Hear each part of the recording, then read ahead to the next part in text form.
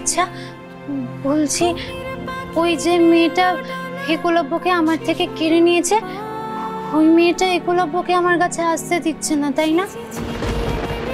ওই মেয়েটাকে বলুন না একলব্যকে যেন আমার কাছে ফিরিয়ে দেয়। একটা কথা বলবো, কথাটা রাখবে রাঙামতি?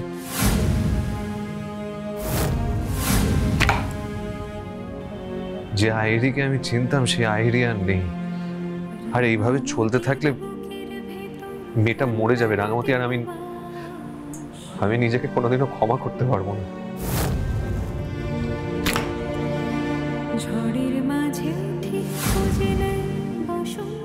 রাঙামতি ইজ ব্যাক, আর চিন্তা নাই।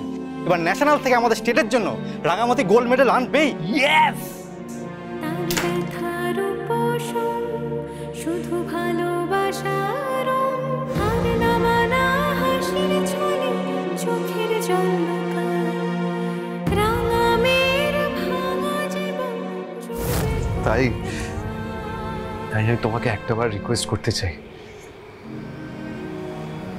প্লিজ তুমি ওর আগেন্সে যে চার্জেস গুলো এনেছো তুলে নাও।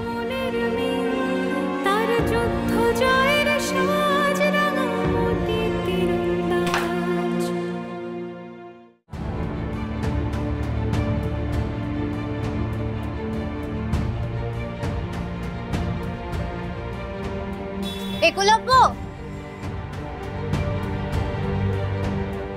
তুমি এখন কোথায় যাচ্ছ? তুমি আমাকে বাড়ি নিয়ে যাবে না?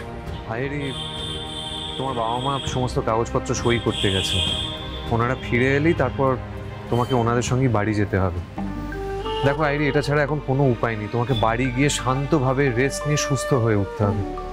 আর হ্যাঁ, বিকেলে ডক্টর আসবেন, ডক্টর তোমাকে যা যা বলবেন সেটা কিন্তু তোমায় ফলো করতে হবে, বুঝতে পেরেছো?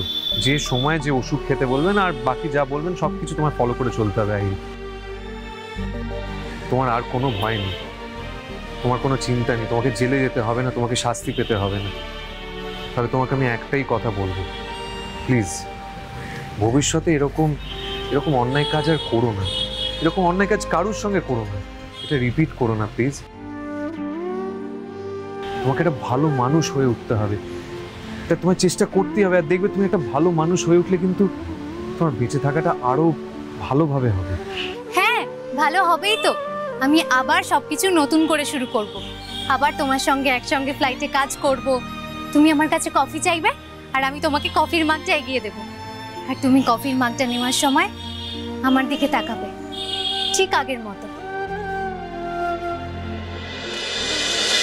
রাঙামতি তীরন্দাজ সোম থেকে রবি প্রতিদিন সন্ধ্যে 7:30টায় স্টার জলসায় ও জিও হটস্টারে।